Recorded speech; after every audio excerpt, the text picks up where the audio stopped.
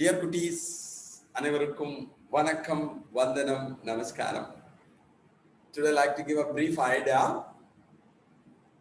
and a short note regarding asexual reproduction in plants and some primitive organisms. Asexual na உனக்கு தெரியும், பாலிலா இனப்பெருக்கம்னு சொல்லுவான்.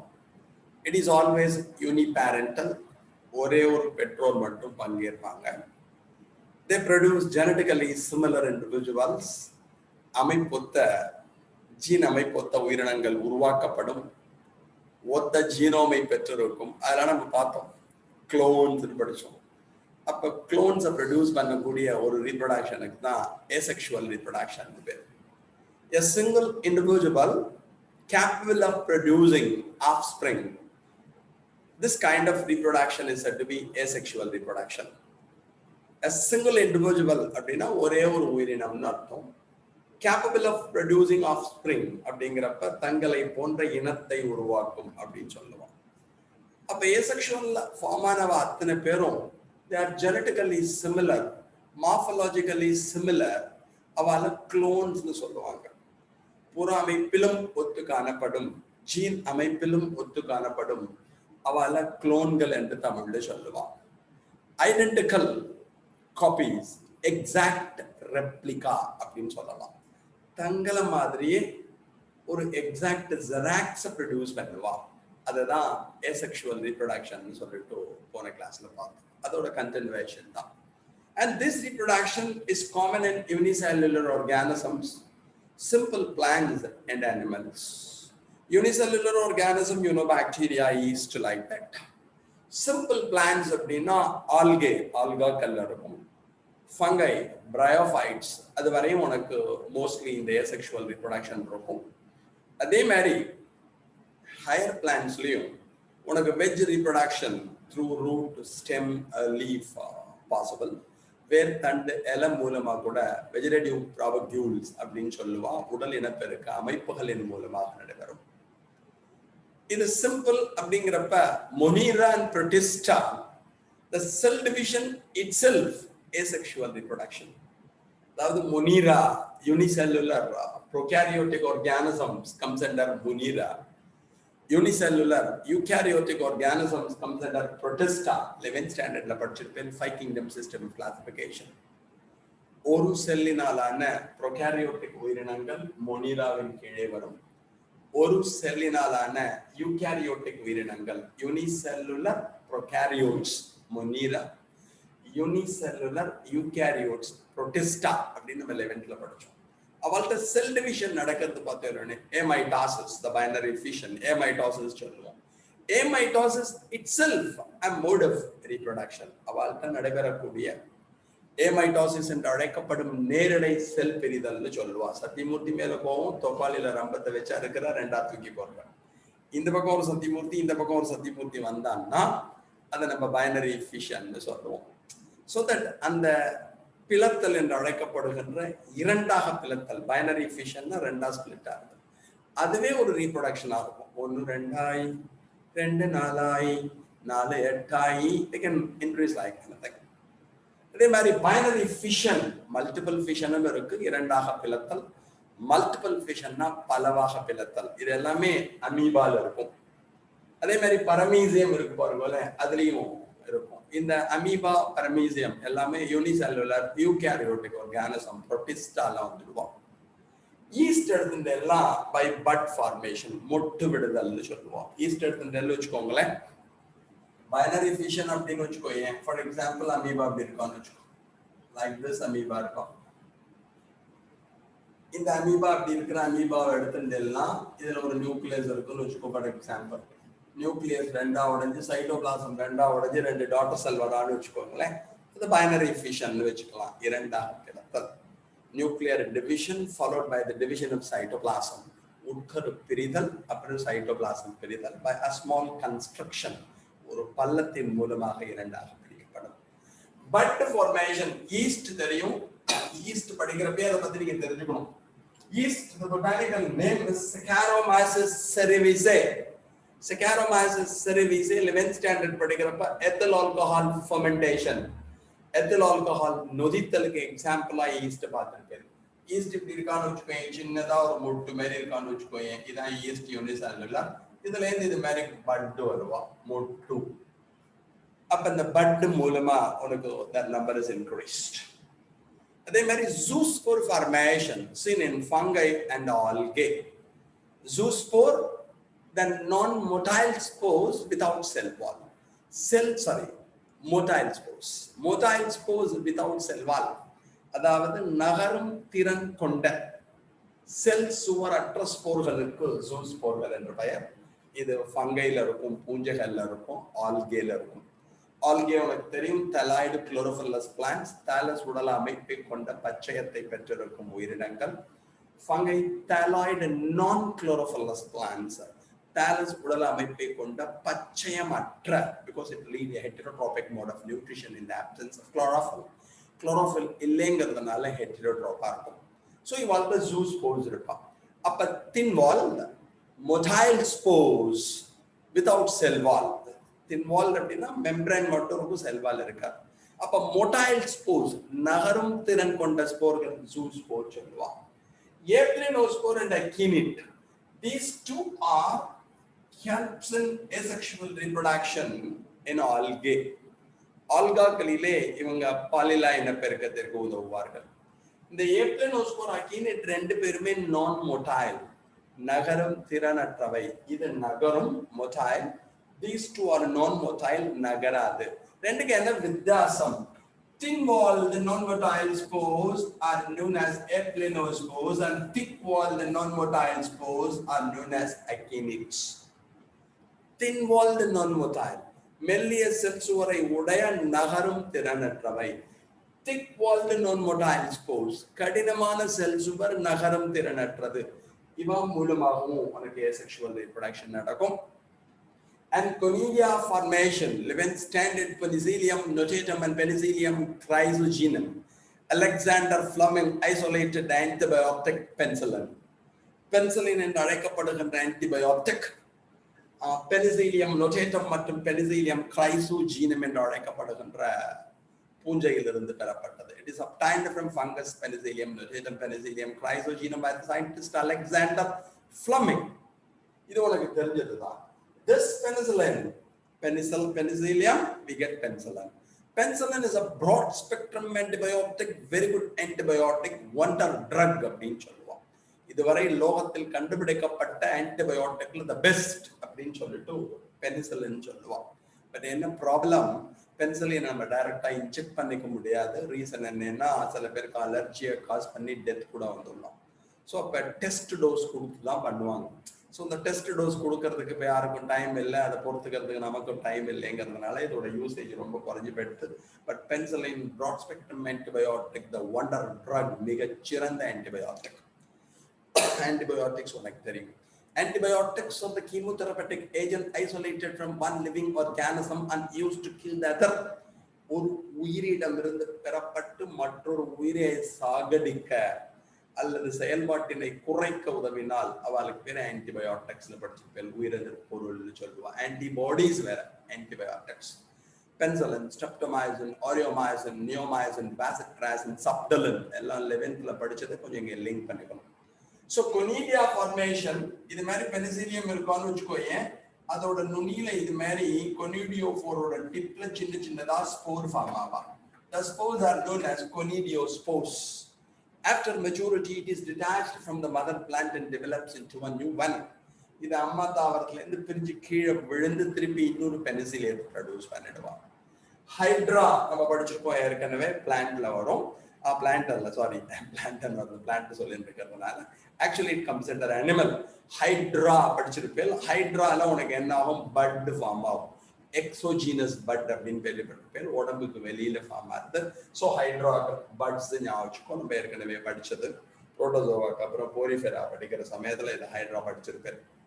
அதுக்கப்புறம் gemmule formation, it's a kind of asexual reproduction. Body உள்ள சின்ன சின்னதா ஒரு பால் லைக் ஸ்ட்ரக்சர் இருக்கும். அந்த பால் உள்ள சின்ன சின்னதா ஸ்ட்ரக்சர்ஸ் ஃபார்ம் ஆகும். அதை ஜெம்யூல்ஸ்னு சொல்லுவா. இதெல்லாம் உனக்கு தெரிஞ்சது.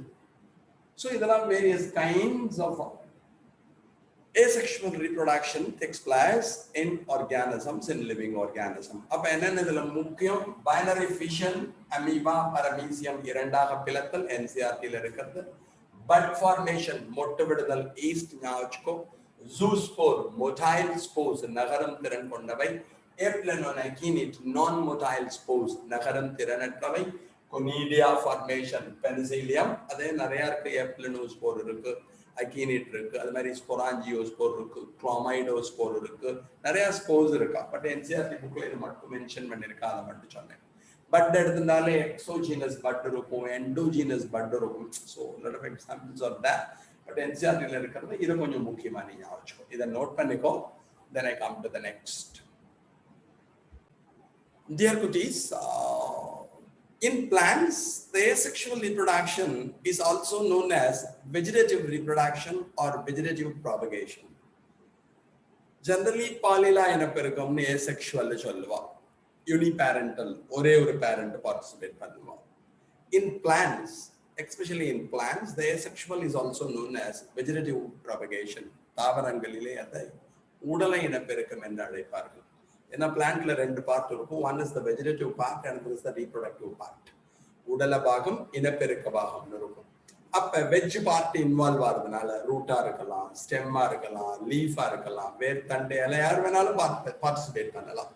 So the structures involved in vegetative propagation are called vegetative propagules.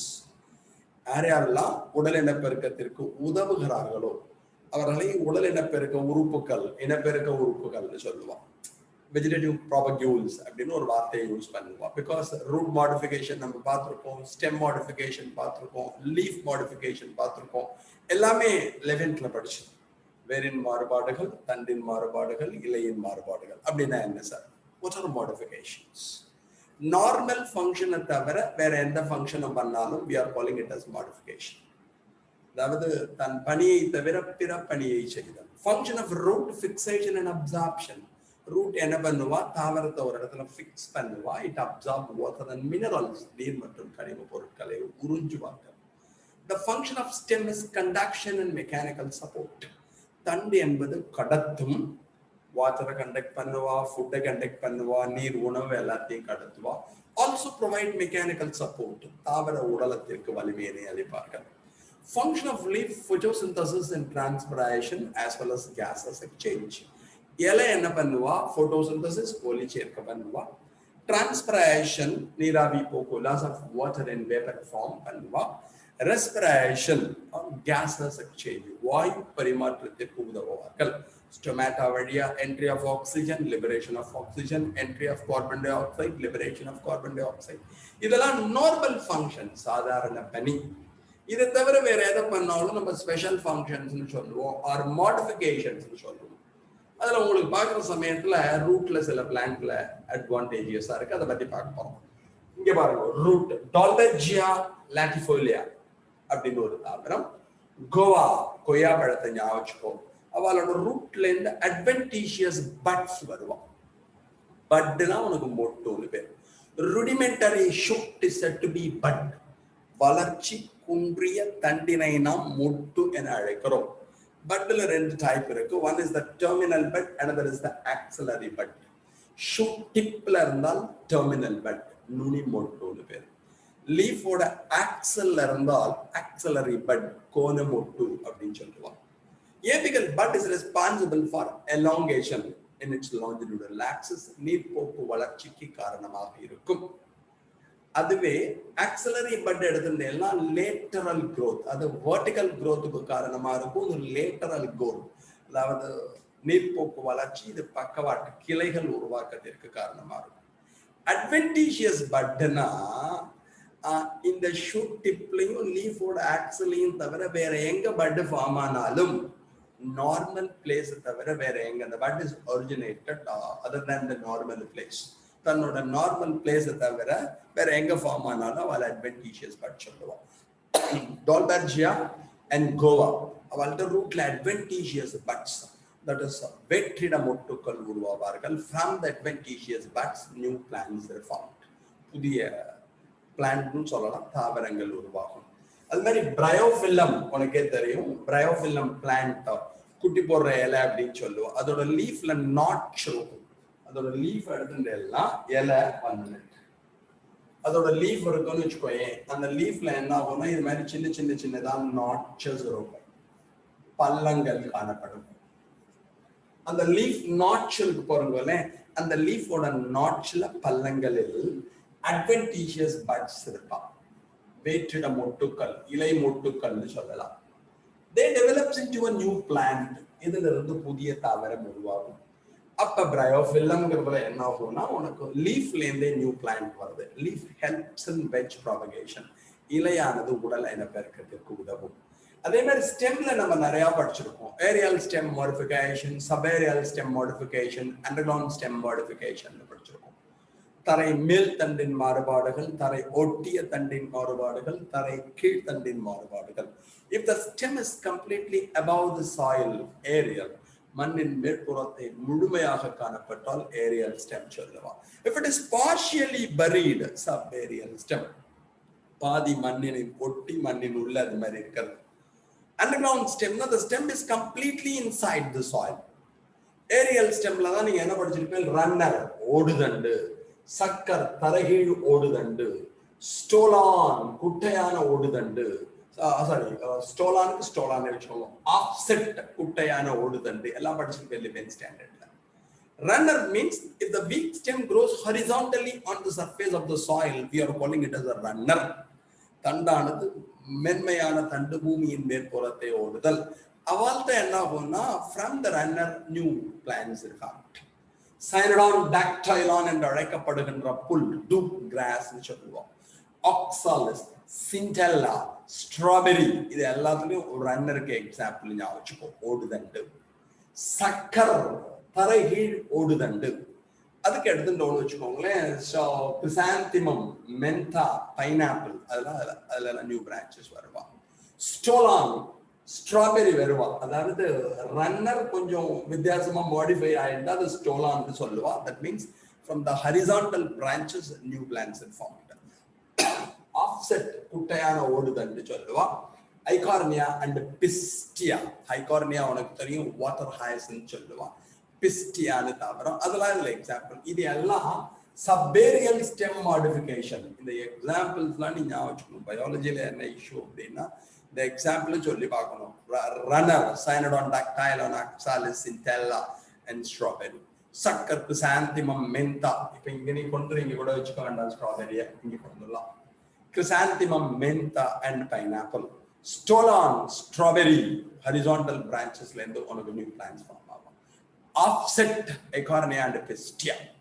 இது எல்லாமே subaerial stem, தரை ஒட்டிய தண்டின் மாறுபாடுகள்.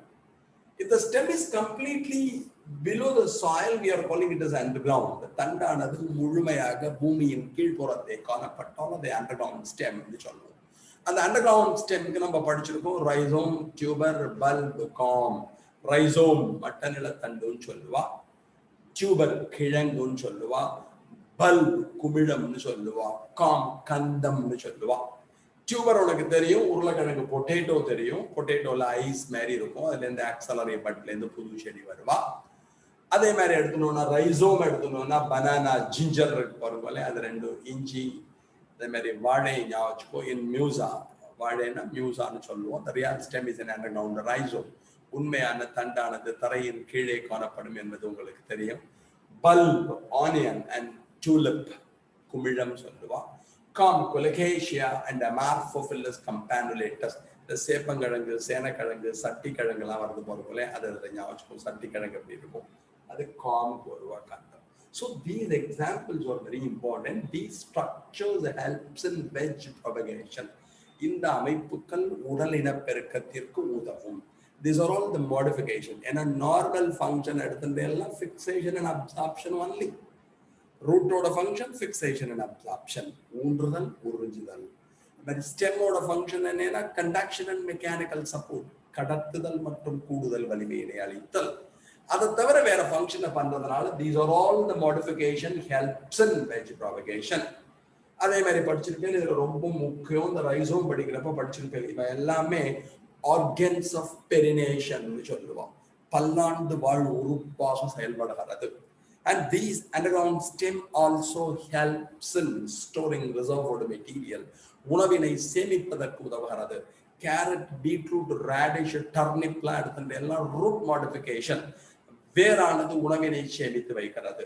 இங்க எல்லாம் ஸ்டெம் ஸ்டோர் ஃபுட் மெட்டீரியல், தண்டானது உணவினை சேமித்து வைக்கிறது. Also helps in veg propagation, உடலின பெருக்கத்திற்கும் உதவுகிறது. இதெல்லாம் கொஞ்சம் தெரிஞ்சுக்கணும். இந்த இது பத்தி ஒன்றும் ஆஃப்செட், ஆஃப்செட்டுங்கிறது வெங்காய தாமரைன்னு சொல்லுவா, வாட்டர் ஹயசன்த்னு சொல்லுவா, ஐகார்னியா அதுக்கு எக்ஸாம்பிள். இதை டெரர் ஆஃப் பெங்கால் அப்படின்னு சொல்லுவா. அதாவது பெங்கால் இருக்கு போறோம், வங்காளத்தின் தீங்கு விளைவிக்கக்கூடிய ஒன்றுன்னு சொல்லலாம். ஒரு காலத்துல என்ன பண்ணா, இது நீ பார்த்துருப்பே, நம்ம வாய்க்கால் எல்லாம் நிறைய இருக்கும் ரிவர்ஸ்ல, இது மாதிரி இருக்கும். இதோட லீஃப் பார்க்கறதுக்கு இது மாதிரி அழகா இருக்கும். இதோட ஃப்ளவர் பார்த்தாலும் ரொம்ப பிங்கிஷ், ரொம்ப சூப்பரா இருக்கும். இதை பார்த்தோன்னா என்ன ஆயிடுச்சுன்னா, ஆர்னமெண்டல் பிளான்டா நம்ம ஊர்ல இன்ட்ரடியூஸ் பண்ணா, ஒரு அழகு தாவரமாக நம்ம ஊரில் அறிமுகப்படுத்தப்பட்டது. அது அப்படியே பயங்கர ஃபாஸ்டா ஸ்ப்ரெட் ஆகி இதான் சொல்லியிருக்கா, எவாசிவ் வீடு, இன்வாசிவ் வீடு, இன்ட்ரடியூஸ்டு வீடு அப்படின்னு வச்சுக்கலாம்.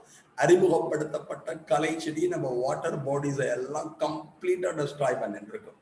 என்ன பண்ணும், இதோட ரோல் என்னன்னா, it decreases, it drains oxygen from water. வாட்டர்ல ஆக்சிஜன் கண்டென்ட்டை ரொம்ப ரெடியூஸ் பண்ணுவோம். அப்படியே spread, it can spread like anything. பார்த்துருப்பேன், வாய்க்கால் எல்லாம் இருக்கும், குளத்துல இருக்கும், எல்லா இடத்துலயும் இருக்கும். ஸோ இது இன்ட்ரடியூஸ்டு வீடு, அறிமுகப்படுத்தப்பட்ட ஒரு கலை செடி. ஆர்னமெண்டல் பிளான்ட் அறிமுகப்படுத்தப்பட்டது. It is introduce in the form of ornament, அலங்கார தாவரமாக அறிமுகப்படுத்தப்பட்டது. அதை இப்போ எப்படி ரிமூவ் பண்றதுன்னே தெரியல. It can grow like anything. So அது எதுக்கு வரும்னா, ஆஃப்செட்டுக்கு எக்ஸாம்பிளா வரும். இது ஞாபகம், இதெல்லாம் கொஞ்சம் சிம்பிளா நீ தெரிஞ்சுக்க வேண்டியது. நெக்ஸ்ட் எடுத்துட்டோம்னா, the advantages and disadvantages of this asexual reproduction. இந்த asexual reproduction ஓட advantage என்ன, disadvantage என்ன? First advantage என்னன்னா, only one parent is required, uniparental, ஒரே ஒரு பெற்றோர் இருந்தா போதும், மேல் ஃபீமேல்ங்கிறதுலாம் அவசியம் கிடையாது. ஸோ இது ரொம்ப முக்கியம். New plants are genetically identical, genetically similar.